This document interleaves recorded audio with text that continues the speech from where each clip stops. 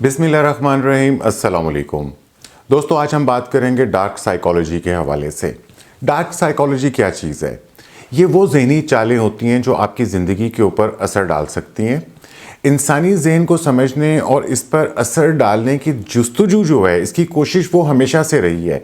लेकिन बाज़ लोग इस नफ्सियाती इल्म को मस्बत के बजाय मनफी मकासद के लिए इस्तेमाल करते हैं। वो दूसरों के जज्बात, उनके फ़ैसलों और उनकी ज़िंदगी के ऊपर काबू पाने के लिए चालाकी से ऐसे हरबे अपनाते हैं जिनका शिकार बनने वालों को पता भी नहीं चलता। और यही हरबे जो हैं, ये डार्क साइकोलॉजी कहलाते हैं। यानी कि वो नफ्सियाती चालें जिन्हें लोग धोखा देने, काबू पाने और अपने फ़ायदे के लिए इस्तेमाल करते हैं। बदकिस्मती से इन हरबों, इन चालों का शिकार कोई भी हो सकता है, चाहे वो आपका कोई करीबी दोस्त हो, कोई अजीज़ हो, कोई आपका लाइफ पार्टनर, आपके शरीके हयात हो सकते हैं, या आपके काम करने की जगह, आपकी वर्क प्लेस। तो ऐसी जगहों के ऊपर हमें ऐसे लोग मिलते हैं जो दूसरों के नफ्सियात के ऊपर, उनके जज्बात के ऊपर, उनकी लाइफ के ऊपर काबू पाने के लिए ये ट्रिक्स इस्तेमाल करते हैं, डार्क साइकोलॉजी की हरबे और चालें इस्तेमाल करते हैं।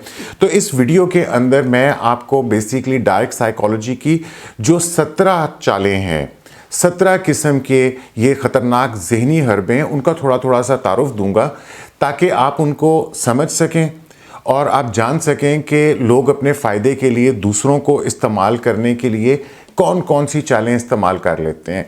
लेकिन आगे बढ़ने से पहले मैं आपसे दरख्वास्त करूंगा कि अगर आपने अभी तक इस चैनल को सब्सक्राइब नहीं किया तो सब्सक्राइब करके मुझे शुक्रिया का मौका दीजिए। इस वीडियो को लाइक, कमेंट और शेयर करना मत भूलिएगा, इससे मुझे हौसला अफजाई मिलती है। और इसके अलावा ये कि अगर आपके लाइफ के कुछ चैलेंजेस हैं जिन्हें आप अबूर करना चाहते हैं, आपके कोई लाइफ के गोल्स हैं जिन्हें आप हासिल करना चाहते हैं, या आप अपने आपके जो रिलेशनशिप्स हैं उनको बेहतर और मजबूत बनाना चाहते हैं, तो मैं कॉल के ऊपर कोचिंग, काउंसलिंग और थेरेपी की सर्विसेज भी फ्राहम करता हूं। अगर आप भी इंटरेस्टेड हो तो आप मुझे दिए गए व्हाट्सएप नंबर के ऊपर रब्ता कर सकते हैं।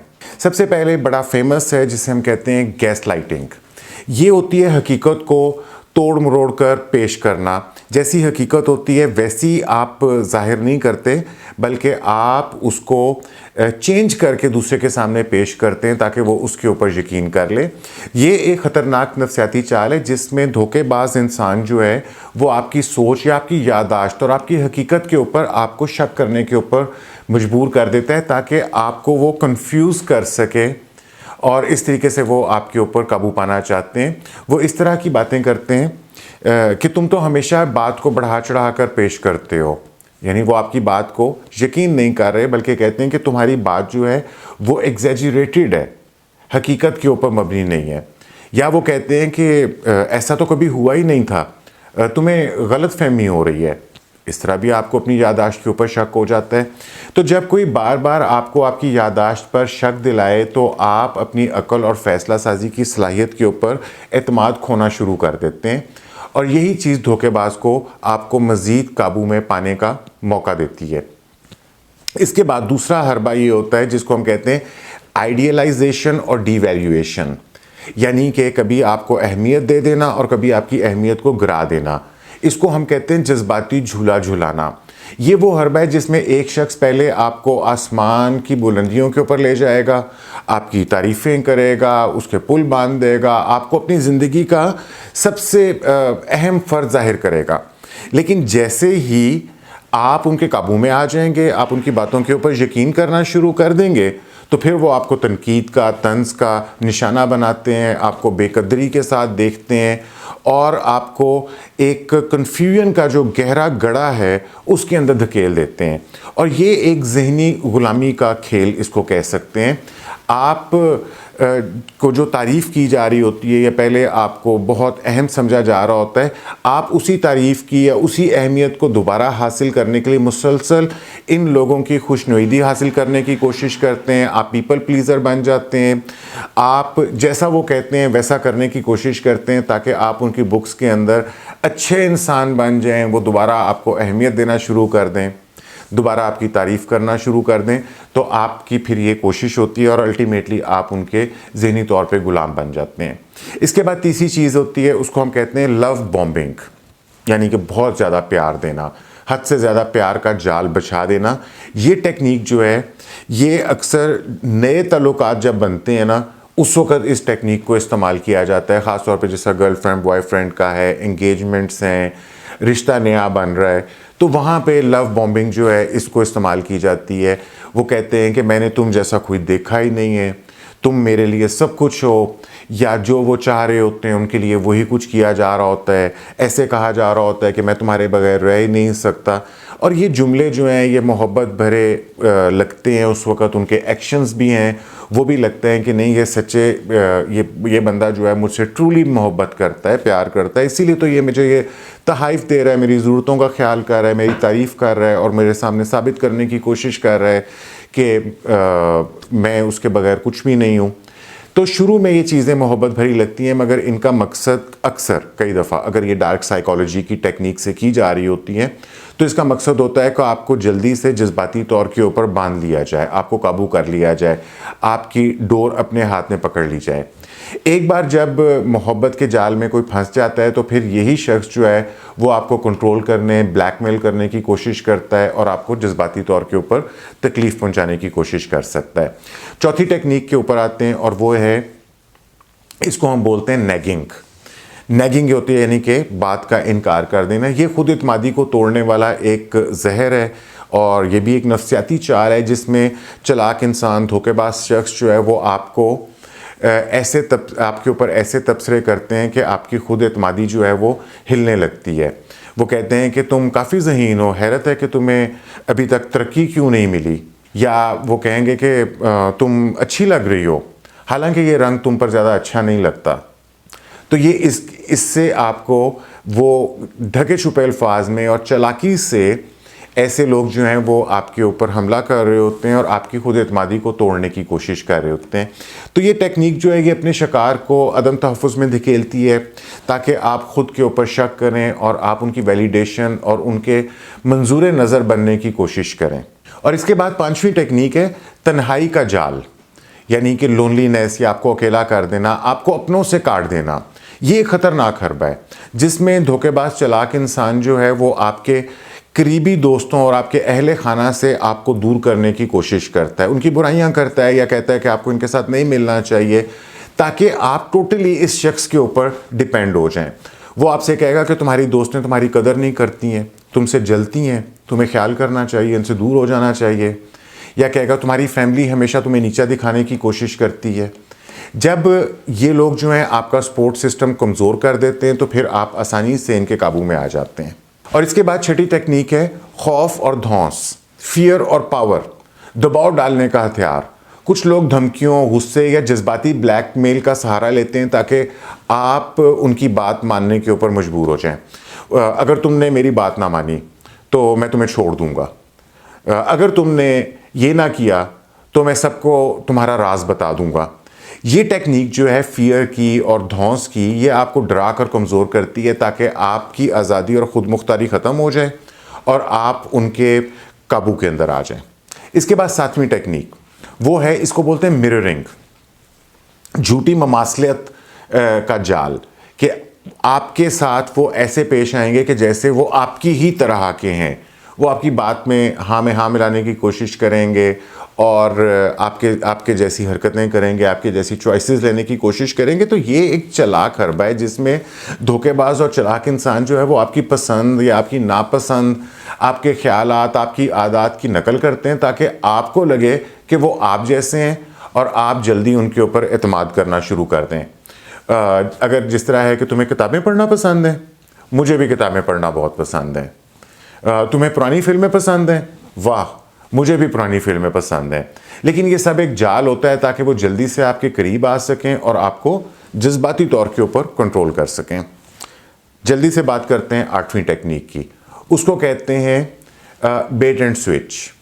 ٹھیک ہے، جھوٹے وعدے کرنا اور پھر ان کے اوپر پورا نہ اترنا، یعنی کہ آپ کو دانا ڈالنا اور پھر وہاں سے غائب ہو جانا۔ یہ تکنیک کسی چیز کا جھانسا دے کر کسی اور چیز پر مجبور کرنے کے لیے استعمال کی جاتی ہے۔ مثال کے طور پہ کہ بس میری چھوٹی سی مدد کر دو، میں ہمیشہ تمہارے ساتھ رہوں گا۔ جبکہ آپ کسی کی مدد کر دیتے ہیں یا ان پر اعتبار کر لیتے ہیں تو وہ اپنے اصل رنگ دکھانے لگتے ہیں اور آپ پر اپنی مرضی مسلط کرنے لگتے ہیں۔ اس کے بعد نویں ٹیکنیک یہ ہے، اس کو بولتے ہیں ہوورنگ، ٹھیک ہے، ہوورنگ کا مطلب ہے کہ آپ کی بہت زیادہ کیئر کرنا یا آپ کے ہر وقت ارد گرد منڈلاتے رہنا. ٹھیک ہے، اس کو ہم کہتے ہیں کہ جس کو ہم کہتے ہیں بھولنے نہ دینے کی ٹیکنیک. یہ ٹیکنیک یہ ہر بار اکثر تب استعمال ہوتا ہے جب کوئی شخص آپ کو چھوڑنے نہیں دیتا. چاہے آپ اس کے چنگل سے نکلنے کی بھی کوشش کر رہے ہوتے ہیں تو وہ پھر بھی کسی نہ کسی طریقے سے آپ سے رابطہ قائم کرنے کی کوشش کرتا ہے، آپ کو وعدے کرتا ہے کہ میں اب بدل گیا ہوں، مجھے ایک موقع اور دے دو، آئندہ میں ایسے نہیں کروں گا، مجھے تمہاری ضرورت ہے، میں تمہارے بغیر کچھ بھی نہیں ہوں. یہ سب کچھ اس لیے کیا جاتا ہے کہ آپ اس کو واپس لانے کی کوشش کریں تاکہ وہ دوبارہ وہی گھنونی حرکتیں کرے، حربے استعمال کرے اور پھر آپ کو ایموشنلی بلیک میل کرے یا آپ کو ایموشنلی ہرٹ کرے. اس کے بعد 10ویں ٹیکنیک یہ ہے، اس کو ہم بولتے ہیں گلٹ ٹرپنگ، یعنی آپ کو احساس جرم دلانا اور احساس جرم کو ایز اے ہتھیار استعمال کرنا.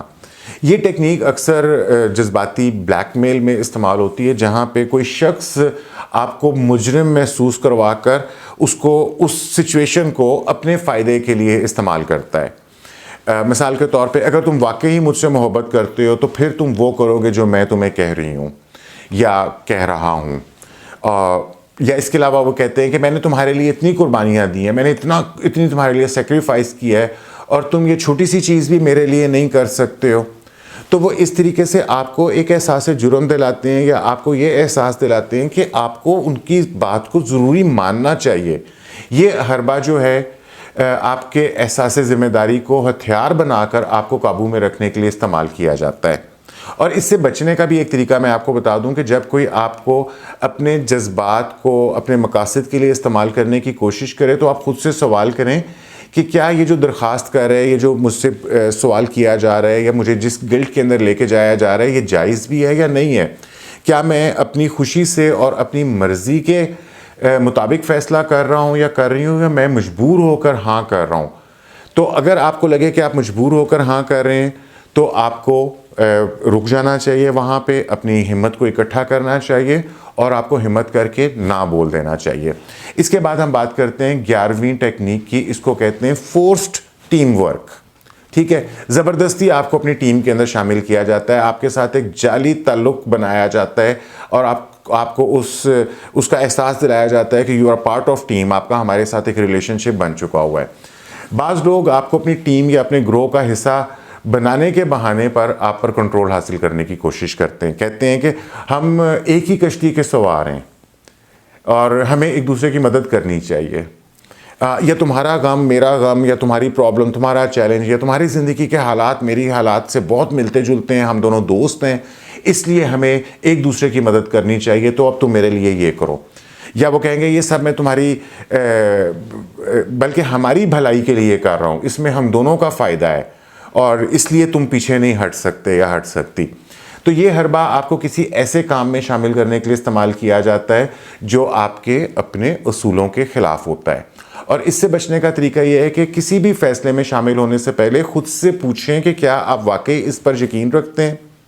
اگر آپ کسی چیز میں حصہ نہیں لینا چاہتے تو سیدھے اور مضبوط لہجے میں کہہ دیں کہ میں اپنی ذمہ داریوں کو، اپنی رسپانسبلٹیز کو، اپنے دائرہ اختیار کو بہت اچھے سے بخوبی سمجھتا ہوں یا سمجھتی ہوں، لیکن میں اس فیصلے کا حصہ نہیں بننا چاہتا. اس کے بعد 12ویں ٹیکنیک یہ ہے کہ اس کو کہتے ہیں فٹ ان دی ڈور ٹیکنیک، یعنی کہ چھوٹے مطالبے سے بڑا حکم منوانا. یعنی کہ آپ یہ ٹیکنیک میں آپ کو بتاتا ہوں کہ یہ ٹیکنیک آہستہ آہستہ آپ کی رضامندی حاصل کرنے کے لیے استعمال ہوتی ہے. یعنی کہ کیا تم میرے لیے ایک چھوٹا سا کام کر سکتے ہو؟ جسٹ ایک سمپل ریکویسٹ ہے. ٹھیک ہے، اگر آپ چونکہ آپ سے ریکویسٹ کی جا رہی ہے تو بہت چانسز ہیں کہ آپ ان کی ریکویسٹ کو مان لیں گے اور پھر آپ کہتے ہیں کہ پھر وہ آپ سے یہ کہتے ہیں کہ بس ایک بار ایسے کر دو، آئندہ میں آپ سے یہ نہیں کہوں گا. پہلے وہ آپ سے چھوٹا سا مطالبہ کرتے ہیں اور جب آپ حامی بھر لیتے ہیں تو بتدریج ان کے مطالبے جو ہیں وہ بڑھنا شروع ہو جاتے ہیں. ان کو پتہ چل جاتا ہے کہ یہ چھوٹی ریکویسٹ کو مان رہے، تو آہستہ آہستہ وہ آپ سے بڑی ریکویسٹ کرتے ہیں اور ان کے مطالبے بڑے ہونا شروع ہو جاتے ہیں، یہاں تک کہ آپ مکمل طور کے اوپر ان کے قابو میں آنا شروع ہو جاتے ہیں. تو اس سے بچنے کا طریقہ ہے کہ کسی بھی درخواست کو، کسی بھی ریکویسٹ کو قبول کرنے سے پہلے غور کریں کہ کہیں یہ کسی بڑی چیز کی ابتدا تو نہیں ہے. اگر آپ کو لگے کہ یہ آپ کو مجبور کرنے کی ایک چال ہے تو آپ پہلے سے ہی اپنی حد بندی کر لیں، حدود مقرر کر لیں، باؤنڈری سیٹ کر لیں.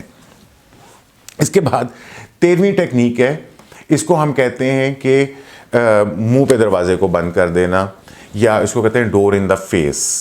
ٹھیک ہے، اس ٹیکنیک میں کیا کیا جاتا ہے؟ اس ٹیکنیک میں جس طرح ہم نے پہلے کہا تھا نا کہ پہلے آپ سے چھوٹی ریکویسٹ کروائی جاتی ہے، پھر بڑی ریکویسٹ ہوتی ہے، پھر اس سے بڑی ریکویسٹ ہو جاتی ہے، اور پھر آپ ان کے قابو میں آ جاتے ہیں. یہ ٹیکنیک الٹ ہے. اس کے اندر یہ کیا جاتا ہے کہ بڑے مطالبے سے بڑا مطالبہ پہلے کر دیا جاتا ہے، اور پھر آپ سے چھوٹی چیز منوا لی جاتی ہے.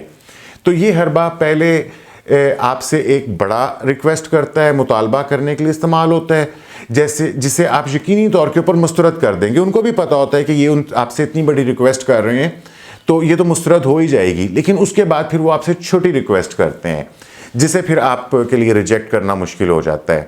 ٹھیک ہے، تو اگر فرض کرو کہ آپ کا کولیگ یہ کہتا ہے کہ کیا تم میری جگہ کے اوپر پورا مہینہ میری جگہ پہ کام کر سکتے ہو، تو یقیناً آپ اس کو کہیں گے کہ نہیں، میں آپ کے لیے پورے مہینے کے لیے آپ کا کام نہیں کر سکتا.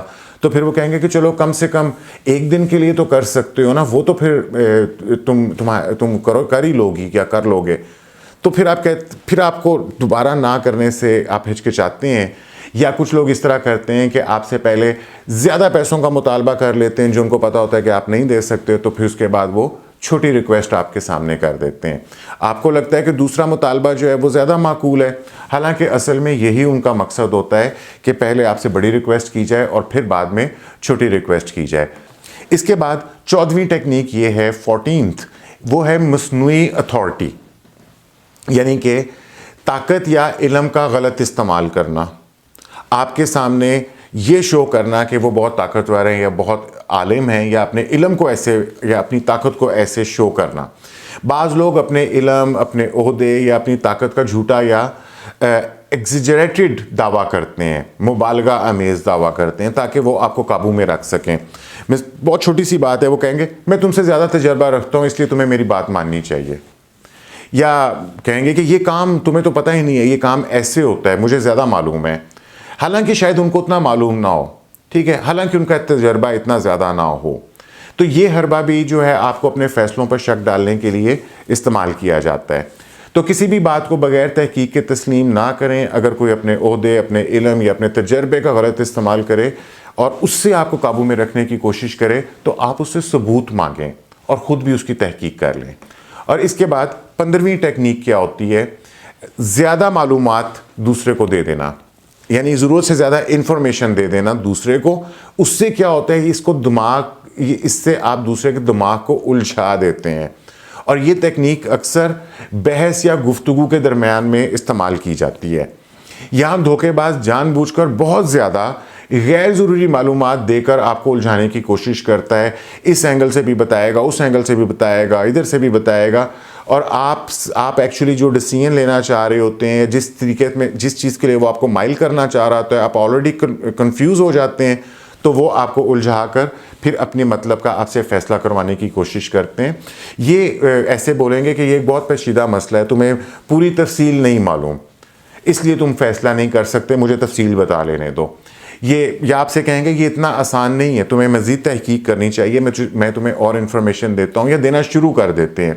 تو یہ حربہ آپ کو کم علم ثابت کرتا ہے، آپ کو ناسمجھ محسوس کروانے کے لیے استعمال ہوتا ہے تاکہ آپ ان کے اوپر انحصار کرنے لگیں اور پھر وہ آپ سے اپنی مرضی کا فیصلہ کروا لیں. اس کے بعد 16ویں سیکنڈ لاسٹ ٹیکنیک ہمارے پاس یہ ہے الزام تراشی. دوسرے کے اوپر الزام لگا دیں جو چیز ہے بھی نہیں ہے. تو اس سے کیا ہوتا ہے کہ اصل موضوع سے توجہ جو ہے وہ ہٹ جاتی ہے. جب کوئی شخص اپنی غلطی قبول کرنے کے بجائے دوسروں کے اوپر الزام ڈالنا شروع کر دے، یا وہ الزام آلریڈی ہی غلط ہو، یعنی کہ وہ چیز ہوئی نہ ہو، تو وہ آپ کی توجہ ہٹانے کی کوشش کر رہا ہوتا ہے. کہ وہ کہے گا کہ یہ میری غلطی نہیں ہے، تم نے ہی ایسا کیا تھا، یا کہے گا کہ مسئلہ تو تمہارے اندر ہے، میں تو بالکل ٹھیک ہوں. تو اس سے بچنے کا طریقہ یہ ہے کہ اگر کوئی بار بار اپنی غلطی ماننے کے بجائے دوسرے پہ الزام ڈال رہا ہو یا غلط الزام لے کر آ رہا ہو، تو اسے کہیں کہ یہ بحث ہے، اس کو مت آپ ادھر ادھر گھمائیں، میرے سے سیدھی بات کریں کہ آپ کی غلطی یہاں پہ ہے یا نہیں ہے.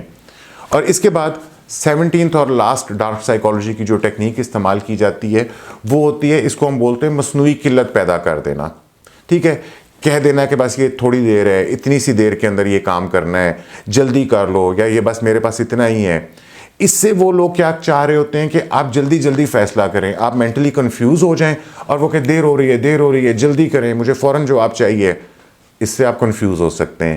یہ حربہ ویسے تو ہے اکثر سیلز مین, بزنس مین, کاروباری حضرات یہ جذباتی بلیک میلنگ استعمال کرتے ہیں کہ جی سیل اتنے دنوں میں ختم ہو رہی ہے, ٹائمر لگا ہوتا ہے, یا آپ کسی سے کوئی ڈیل کر رہے ہو تو کہتے ہیں کہ مجھے کوئی اور گاہک بھی مل گیا ہے تو اس لیے آپ کو جلدی فیصلہ کرنا چاہیے, یہ موقع دوبارہ نہیں ملے گا, ابھی کے ابھی فیصلہ کر لیں. یا کہیں گے اگر تم نے ابھی نہ کیا تو بہت پچھتاؤ گے. تو اس قسم کی بھی اگر آپ کے ساتھ چالیں چلی جا رہی ہوں تو سمجھ لیں کہ کوئی آپ کو زبردستی اپنے فیصلے کی طرف لانے کی کوشش کر رہا ہے, آپ پر قابو پانے کی کوشش کر رہا ہے. جب بھی آپ پر فوری فیصلہ لینے کا پریشر آ جائے تو ایک قدم پیچھے ہٹ جائیں اور پھر خود سے سوچیں کیا یہ واقعی ضروری ہے, کیا یہ جو باتیں کر رہا ہے یہ ٹھیک ہیں. کچھ اس کی تحقیق کر لیں اور یاد رکھیں کہ اچھے فیصلے ہمیشہ سکون کے اندر اور سوچ و بچار کے ساتھ ہوتے ہیں. جلد بازی کے اندر اچھے فیصلے کبھی بھی نہیں کیے جا سکتے. تو یہاں میں نے آپ کو 17 ٹیکنیکس بتائیں جو ڈارک سائیکالوجی کی کہیں پہ زیادہ کہیں پہ کم, کہیں رشتوں کے اندر کہیں مارکیٹ کے اندر یہ ٹیکنیکس استعمال ہو رہی ہوتی ہیں. تو اس سے اپنے آپ کو محفوظ رکھنا چاہیے. یہ سب حربے انسانی نفسیات کو قابو میں رکھنے کے لیے استعمال کیے جاتے ہیں, لیکن اگر آپ ان کے بارے میں پہلے سے ہی جان لیں گے تو آپ ان کا شکار ہونے سے بچ سکتے ہیں. ہمیشہ اپنی عقل کو استعمال کریں, کسی کی بات کو بغیر تحقیق تسلیم نہ کریں, اپنی خود اعتمادی کو خود سے مضبوط رکھنے کی کوشش کریں, اور بہت امپورٹنٹ چیز نہیں کہنے کا ہنر سیکھیں. اگر آپ اپنی زندگی کو اس طریقے سے قابو میں رکھنے کی کوشش کریں گے تو آپ کے تعلقات بھی بہتر رہیں گے اور لوگ آپ کا ناجائز فائدہ نہیں اٹھا سکیں گے.